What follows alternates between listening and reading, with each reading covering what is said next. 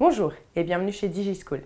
Je suis Vanessa Brossard, votre professeure d'histoire-géographie et aujourd'hui nous allons voir un chapitre de terminale, les États-Unis et le monde, en se concentrant au début de la chronologie pendant la Première Guerre mondiale.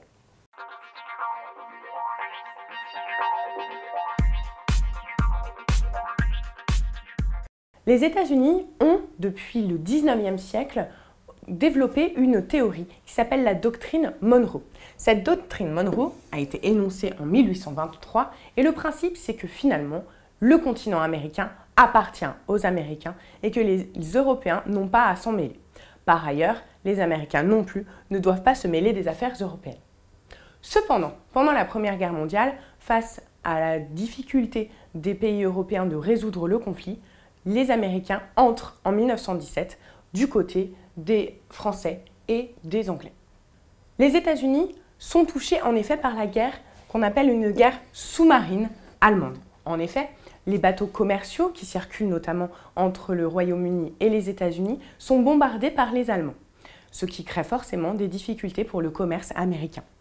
Donc les États-Unis rentrent en guerre en 1917, au moment où l'URSS, lui, abandonne le conflit.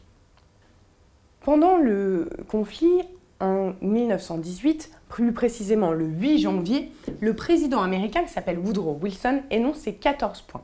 Ces 14 points sont des points qui permettent de développer une paix durable dans le monde. À la fin du conflit, les Américains sont victorieux aux côtés des Français et des Anglais. L'armistice est signé le 11 novembre 1918. Ces 14 points, ce sont donc les conditions de l'établissement d'une paix durable. Cette paix durable, elle passe par notamment 4 éléments. Le premier élément, le droit des peuples à disposer d'eux-mêmes, c'est-à-dire à choisir son propre gouvernement. Deuxième, le refus de la guerre de conquête. La création d'une organisation internationale qui deviendra la SDN, Société des Nations, et la liberté commerciale, c'est-à-dire le développement du libre-échange.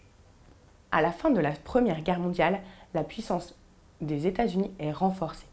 En effet, son économie est florissante, tandis que celle des Européens, notamment des Français et des Britanniques, est en déclin. Cependant, son prestige n'est pas très assuré. En effet, les Européens refusent d'intégrer les 14 points Wilson au traité de Versailles qui rend responsables les Allemands de la Première Guerre mondiale. Merci d'avoir regardé cette vidéo. N'hésitez pas à regarder les autres vidéos en lien avec le programme de terminale et à bientôt chez DigiSchool.